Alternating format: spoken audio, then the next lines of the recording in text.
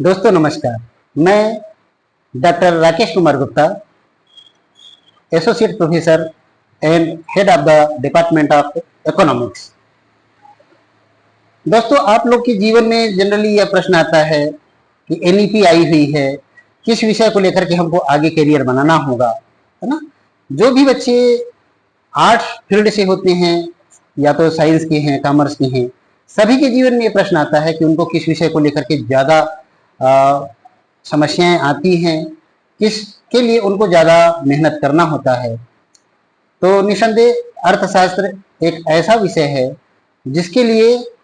भविष्य में जो मिलने वाली जो चांसेस और अवसर हैं बहुत अधिक उपलब्ध होते हैं। आप देखेंगे कि जो भारतीय अर्थव्यवस्था या इंडियन इकोनॉमिक्स है ना, उसकी उपयोगिता, उसकी अप टू डेटनेस जो है, विश्वसनीयता विद्यार्थियों के लिए बहुत जरूरी है। दोस्तों, जो विद्यार्थी आईएएस, पीसीएस, छत्तीसगढ़ पीएससी या अन्य किसी भी कॉम्पिटिटिव एग्जाम की तैयारी कर रहे होते हैं, उनके लिए हमने देखा है कि वो बीए से लेकर के एमए तक या जेआरएफ जूनियर रिसर्च फेलोशिप है आदि के लिए जो विश्वविद्यालय में बैठने वाले विद्यार्थी हैं, उनके लिए इकोनॉमिक्स एक महत्वपूर्ण सब्जेक्ट के रूप में जाना जाता है। दोस्तों, भारतीय अर्थव्यवस्था का अध्ययन केवल तथ्यात्मक पक्ष ही नहीं बल्कि सैद्धांतिक और अवधारणात्मक और नीतिगत पक्ष को जानना भी बहुत जरूरी होता है। प्रत्येक विद्यार्थी के ऊपर हम देखते हैं कि ढेर सारा जो व्यापक कवरेज है ना, उसको सरलता से, स्पष्टता से और विश्लेषण करने की जो क्षमता है वो अर्थशास्त्र विषय के विद्यार्थी को आसानी से समझ में आती है। आज यूपीएससी या यूनियन पब्लिक सर्विस कमीशन के द्वारा भारतीय प्रशासनिक सेवाओं के लिए जो प्रोफार्मा है, जो सिलेबस है ना, वो प्रत्येक स्टेट की जो पीएससी है उसने एज इट इज अडॉप्ट कर लिया है। जैसा यूपीएससी में रखा गया है वही छत्तीसगढ़ राज्य की पीएससी में भी रखा गया है और अन्य प्रतियोगी परीक्षाओं में भी उसी प्रकार के सिलेबस को रखा गया है। जैसे आप देखेंगे कि हम प्रीलिम्स की तैयारी करते हैं, फिर हमको मेंस की तैयारी करना पड़ता है, फिर इंटरव्यू जाना होता है। तो प्रिलिमिनरी की जब तैयारी करते हैं तो उसके लिए देखा जाए कि कोई भी सिलेबस बहुत ज्यादा स्पष्ट नहीं होता है, किंतु हमने देखा कि भारतीय अर्थव्यवस्था के संदर्भ में यदि देखा जाता है कि अगर नया मैं एनालिसिस देखता हूं कि 2021 की जो पीएससी के प्रश्न आए हुए थे उसमें 30 से 35% प्रश्न जो हैं वो अर्थशास्त्र के थे।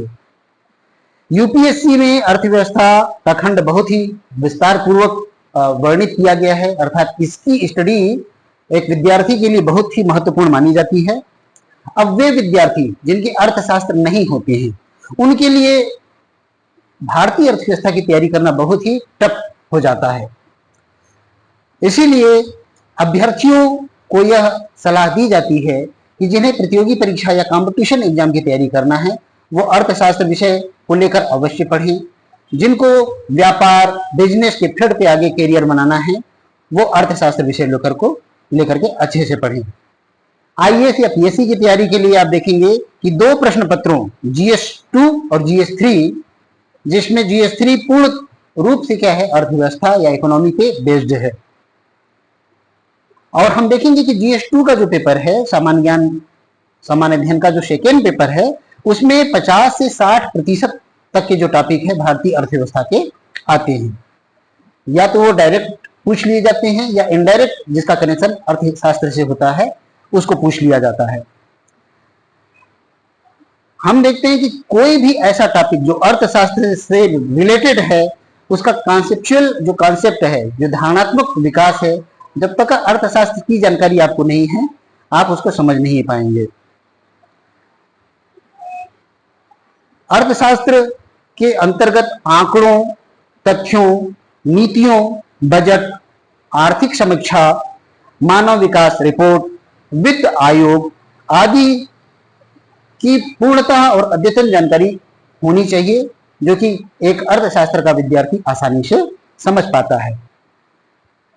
आज हम देखते हैं कि करंट इवेंट की जब बात करते हैं, सांसारिक घटनाओं की बात करते हैं, तो अर्थनीति जो इकोनॉमिक पॉलिसी है देश की, उससे रिलेटेड ढेर सारे प्रश्न आते हैं जो कि एक अर्थशास्त्र का विद्यार्थी आसानी से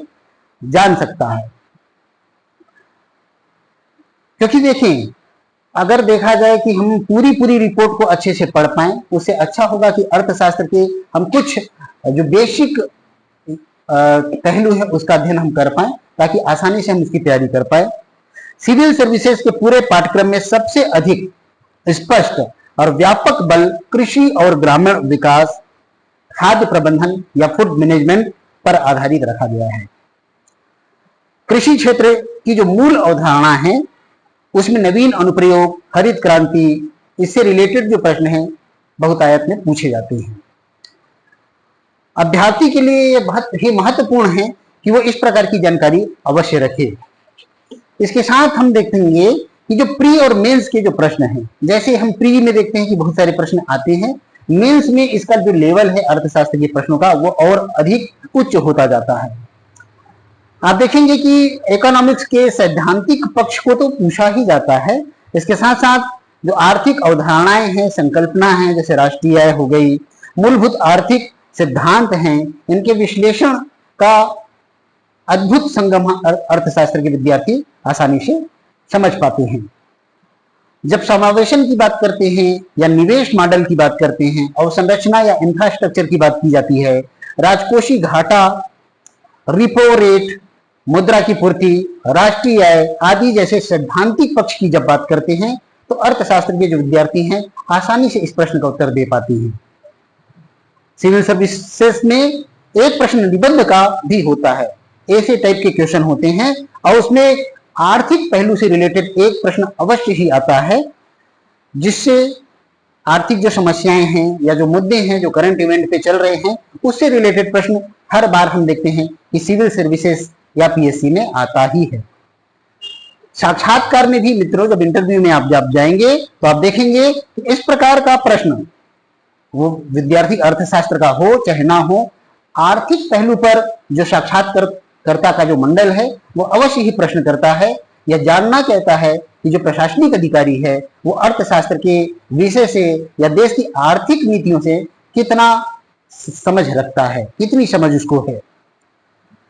दोस्तों, हम देखते हैं कि अर्थशास्त्र सभी विश्वविद्यालय की परीक्षा में बीए से लेकर के एमए तक भारतीय अर्थशास्त्र के रूप में विभिन्न नीतियों को लेकर के पढ़ाया जाता है। आईएएस, पीएससी जैसी परीक्षाओं में अगर वैकल्पिक प्रश्न पत्र हम अर्थशास्त्र लेते हैं तो यह बहुत ही उपयोगी सिद्ध होता है। जब भी हमको विश्लेषण या एनालिसिस करना होता है या हमको समीक्षा करना होता है, क्रिटिसाइज करना है, एनालिसिस करना है, तो हम देखते हैं कि हिंदी माध्यम से बैठने वाले सभी विद्यार्थियों के लिए भारतीय अर्थव्यवस्था या इंग्लिश मीडियम का भी बच्चा है तो इंडियन इकोनॉमिक्स की जानकारी उसको होना बहुत जरूरी है। दोस्तों, अब मैं आपको आगे बतलाना चाहूंगा कि जिन आयामों का वर्णन पीएससी की परीक्षा के संदर्भ में किया जाता है, मैं देखता हूं कि पिछले 18 वर्षों से पीएससी और यूपीएससी के जो प्रश्न हैं उसमें अर्थशास्त्र के प्रश्न लगातार बढ़ते जा रहे हैं। आपको इस तथ्य को मैं बतलाता हूं कि डॉक्टर राजेश रंजन जो भारतीय उच्च आयुक्त हैं, बोत्सवाना डॉक्टर अनूप सिंह, आचार्य टीबी इंटर कॉलेज प्रतापगढ़ आदि इसके संस्थापक सदस्य रहे हैं और डीफिल के छात्र भी रहे हैं। दोस्तों, वर्तमान जमाना बहुत अधिक बदल गया है और आर्थिक परिवेश तो इतने ज्यादा चेंज हो गए हैं कि अगर कोई विद्यार्थी जो कि अर्थशास्त्र का नहीं है, इन आर्थिक पहलुओं को समझना उनके लिए बहुत दूभर और कठिन हो जाता है।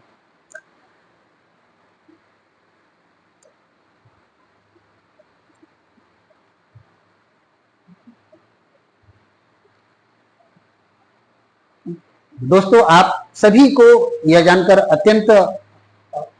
खुशी होगी कि अर्थशास्त्र के विषय की जानकारी हमारे